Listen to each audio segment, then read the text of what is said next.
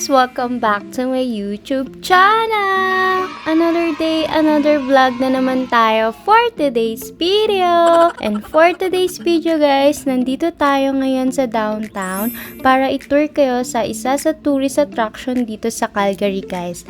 At sobrang popular ng lugar na ito dito guys dahil sa unique style ng bridge nila dito at magandang view ng Prince Island Park dito sa Calgary downtown guys. At dahil guys maganda na nga yung weather dito ngayon sa Canada at sign na to na malapit na talaga ang summer, kaya ang dami mo ng activities na pwedeng gawin dito, especially ang maggala dahil sa sobrang haba ng winter dito sa Canada guys, inaabangan talaga ang summer dito para makapag outdoor activities guys.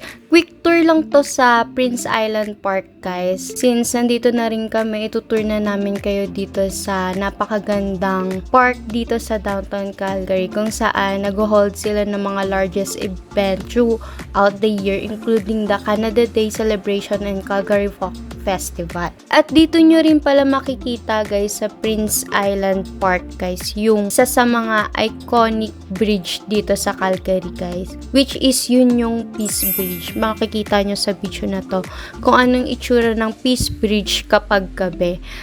Best time na pumunta dito guys for us or for me, siguro masasuggest ko na lang mga pahapon na para makita nyo rin yung itsura ng Peace Bridge sa gabi. At ito nga guys, hapon na nga kami pumunta dito. At dahil late na rin naman nagagabi dito sa Canada guys, ang sunset na kasi dito is around 8:30 to 9 PM na yung sunset. Kaya okay din naman pumunta dito ng halos paggabi na para makita nyo or ma-experience nyo yung ganda ng Peace Bridge kapag padilim na.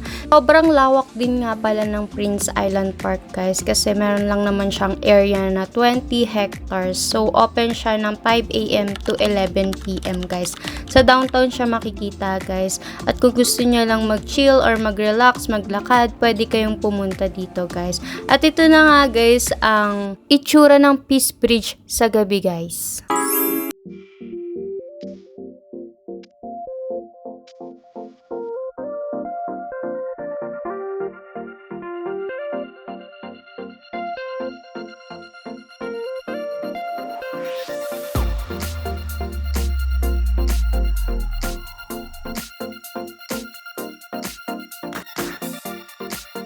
Swerte lang talaga namin sa pagpunta namin ngayon guys dahil hindi masyadong crowded yung Peace Bridge ngayon at hindi masyadong matao.